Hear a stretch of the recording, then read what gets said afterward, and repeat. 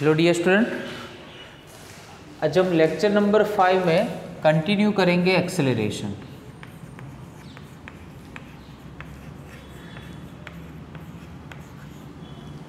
Okay,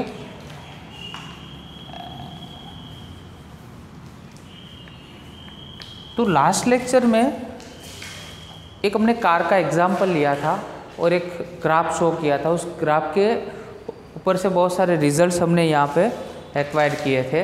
वो result है 0 से 10 सेकंड में। 0 से 10 सेकंड में जो कार का एक्सेलरेशन था वो 2.4 मीटर पर सेकंड स्क्वायर था, और 10 to 18 सेकंड में वो 0 था, और 18 to 20 सेकंड में -12 है। अगर आपने प्रीवियस लेक्चर नहीं देखा है तो सबसे फर्स्ट आपको प्रीवियस लेक्चर देखना पड़ेगा। इसमें ऑलरेडी ये रिजल्ट हमने एक्वायर करे थे, ठीक है ना। अभी इस रिजल्ट को हम ग्राफिकली रिप्रेजेंट करने जा रहे हैं। ओके, चलो, तो यहाँ पे सबसे फर्स्ट याद रखो कि ये जो y एक्सिस है उसमें हमने एक्सेलरेशन लिया है, और x एक्सिस है उसमें क्या लिया हमने, टाइमिंग लिया है t। ओके, चलो, यहाँ पे 0, यहाँ पे 2.4, 4.8 ये पॉजिटिव वैल्यू होती है, और इस साइड पे इसके अपोजिट मतलब नेगेटिव वैल्यू होती है। ये अपना पॉजिटिव x एक्सिस है, मतलब सारे टाइम है, और टाइम ऑलवेज क्या होता है, पॉजिटिव ही होता है। दैट्स वाई 2, 4, 6, 8 एंड 10 ऑलवेज ही है। तो फर्स्ट हमें यहाँ पे क्या ऑब्जर्व करना है, तो सबसे फर्स्ट 0 से 10 सेकंड के बीच में, तो देखो 0 से 10 सेकंड के बीच में जो कार है वो एक्सेलरेट हो रही है, ये पॉजिटिव वैल्यू है। दैट मीन्स 2.4, तो देखो ये 2.4 और कितने सेकंड पे, 0 से लेकर 10 सेकंड में एक कार क्या हुई, एक्सेलरेट हुई। उसके बाद 10 to 18 के बीच में ऑब्जर्व करते हैं, तो 10 to 18 के बीच में क्या है, तो उसका एक्सेलरेशन 0 है। That's why this graph is decreasing here and plotted over here to the base line. ये जो बेस लाइन है 0 की लाइन, वहाँ पे प्लॉट होगा ये ग्राफ, मतलब एक्सेलरेशन 0 हो गया। और उसके बाद जो थर्ड आपको दिया है उसमें 18 to 20 सेकंड है। तो लास्ट लेक्चर में भी हमने देखा था, ठीक है, कि 18 to 20 सेकंड है, उसके बीच में ड्राइवर है वो कार को ब्रेक मार रहा है। तो जैसे वो ब्रेक लगाता है तो उसमें डी एक्सेलरेशन मतलब रिटार्डेशन जनरेट होता है। So the acceleration is in the form of negative value. So we got the value -12 here. सो represent this value in this graph in between the time 18 second to 20 second. So for 18 second to 20 second, देखो ये इसके बीच में हमारे पास है -12, तो 18 second में भी -12 है, मतलब -12 पे आए, और 20 सेकंड में भी -12 है। सो दैट एक रेक्टेंगुलर जैसा आपको शेप यहाँ पे मिलेगा। सो what is the conclusion? The conclusion is that the driver is accelerating his car from 0 to 10 second with the acceleration 2.4 meter per second square, and then after he constantly run this car. So we can say that the velocity with the time interval 10 to 18 second is constant.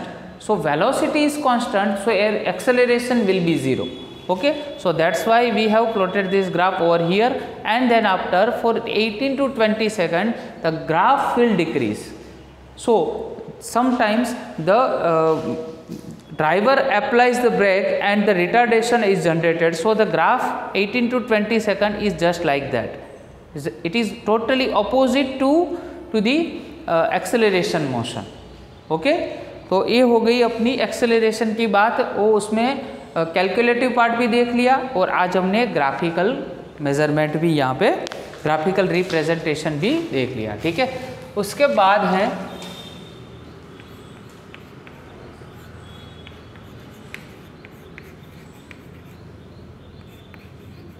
Instantaneous acceleration.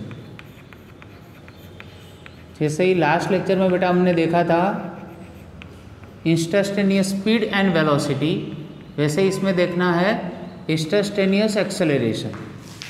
Clear? तो instantaneous acceleration same वही concept पे आएगा। यहाँ पे पहले हम average acceleration लेंगे, मतलब ए बार होगा, तो ए बार इज इक्वल टू क्या लेंगे, delta we divide by delta T, ठीक है, ये फॉर्मूला एवरेज में हमने ऑलरेडी देख लिया है। अभी एवरेज को निकालना है, दैट मीन्स हमें इंस्टैंटेनियस फाइंड करना है। तो क्या करेंगे, limit delta t tends to 0, ये भी पूरा हमने एक्सप्लेन कर दिया लिमिट क्यों लेते हैं, और delta we divide by delta T.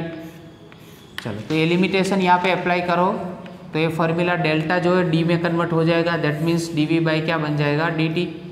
Okay, so acceleration is nothing but the derivation of velocity with respect to time. Okay, अगर वेलोसिटी का आप डेरिवेशन करते हो टाइम के रिस्पेक्ट में तो क्या मिलता है आपको, एक्सेलरेशन मिलता है। ओके, सो यहाँ पे एक्सेलरेशन का पार्ट तो कंप्लीट होता है, ठीक है, बट आपके लिए मैंने कुछ पॉइंट्स बनाए हैं, उसके बारे में डिस्कस करते हैं।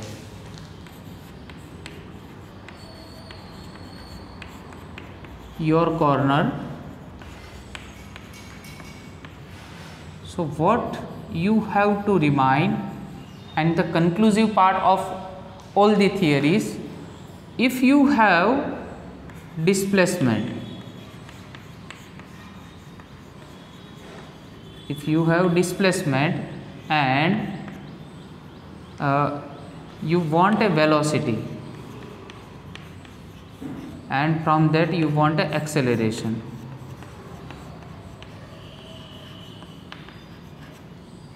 सो आपने पढ़ा है कि भाई डिस्प्लेसमेंट होता है वो पॉजिटिव, नेगेटिव और जीरो हो सकता है। वैसे ही सेम अगर डिस्प्लेसमेंट हो सकता है तो वेलोसिटी भी पॉजिटिव, नेगेटिव, जीरो हो सकती है, एज वेल एज एक्सेलरेशन भी पॉजिटिव, नेगेटिव और जीरो हो सकता है, ठीक है। बट हमें क्या करना है, अगर डिस्प्लेसमेंट में से वेलोसिटी में आना है तो आपको क्या करना पड़ेगा, derivation with respect to time. Okay, again derivation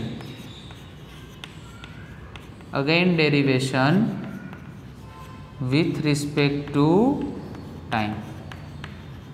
Okay, so here are the conclusion of these three topic: displacement, velocity and acceleration. Okay, now by showing a mathematical x is a displacement and we are applying a derivation with respect to time. x का हम t के respect में अगर derivation करेंगे तो क्या मिलेगा हमें, वेलोसिटी, और अगर मैं वेलोसिटी का डेरिवेशन करूँ टाइम के रिस्पेक्ट में तो क्या मिलेगा, एक्सेलरेशन। ओके, तो ऐसे भी लिख सकते, और एक फॉर्मूला हो सकता है इसमें से, अगर मैं यहाँ पे d/dt लिखूँ, ओके, और v की वैल्यू तो आपके पास क्या है, v की वैल्यू हमारे पास है dx/dt। देखो यहाँ से वैल्यू रख सकते हैं हम dx/dt। ओके, तो हम इसको ऐसा लिखा जाता है d2x upon dt square. So by applying the first time derivation of displacement we can get a velocity, and then after by applying the again derivation then we can get the acceleration. But what happens here, if we are applying the two time derivation to displacement, so also we can get acceleration. Okay, so this is the main topic.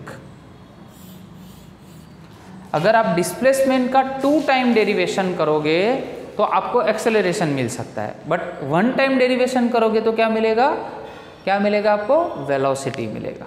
Okay, so the moral of the whole learning is to learn a derivation.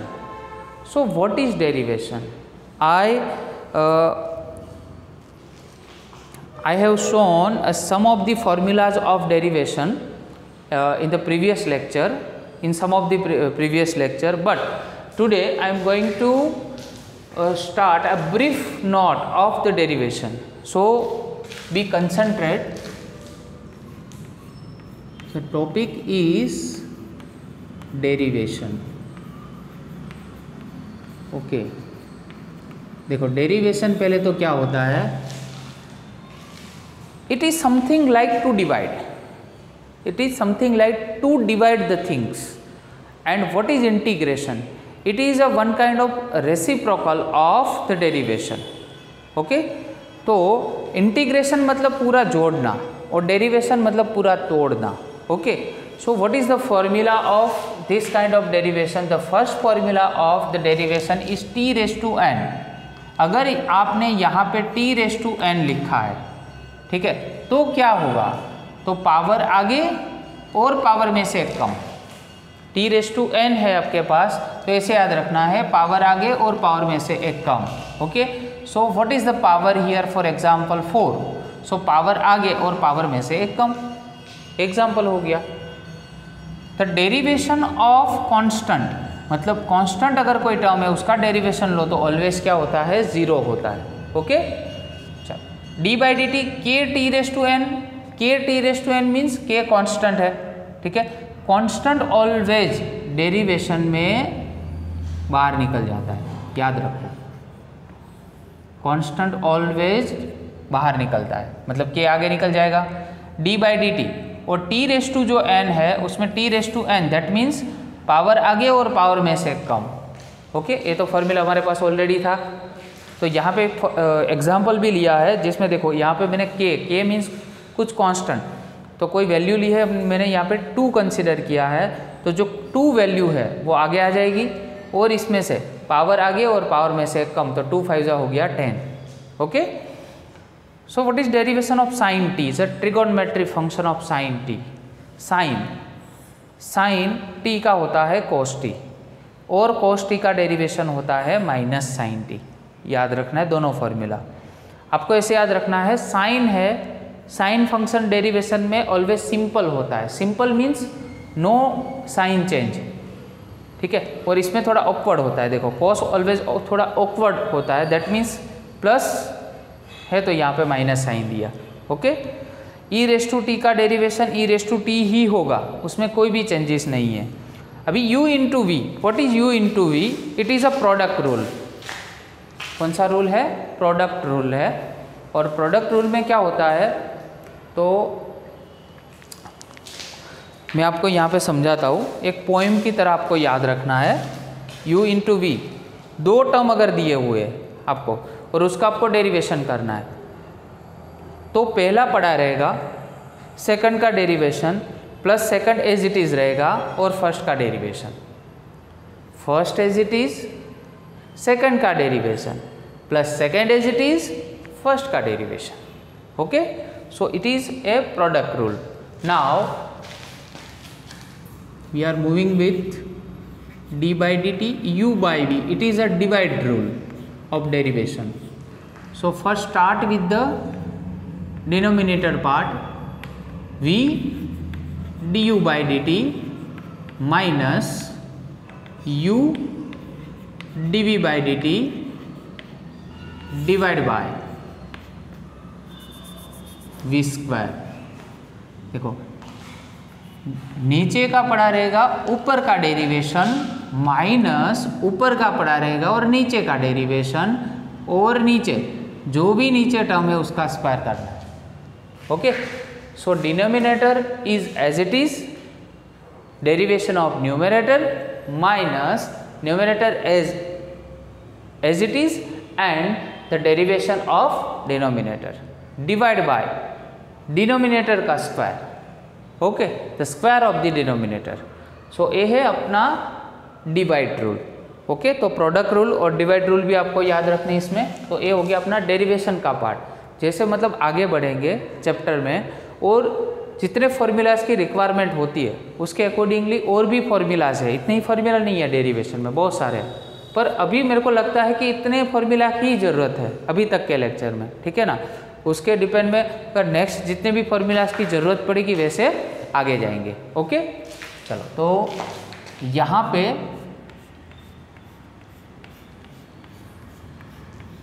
जो ये बीच वाला part है वो complete करते हैं, मतलब ये students corner ये सब. ओके, अभी यहाँ से हम स्टार्ट कर रहे हैं. फिर से अपना टॉपिक था एक्सेलरेशन का, और acceleration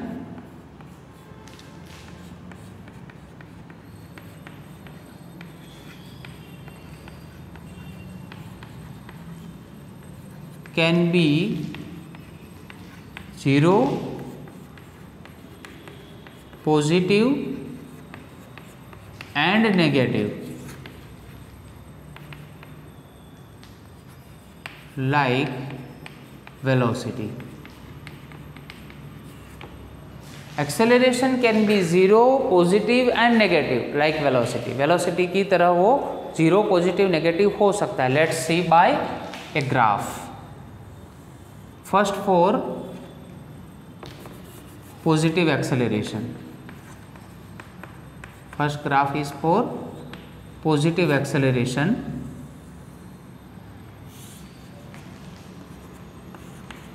Okay, so for y-axis it is a position and for x-axis it is a time interval.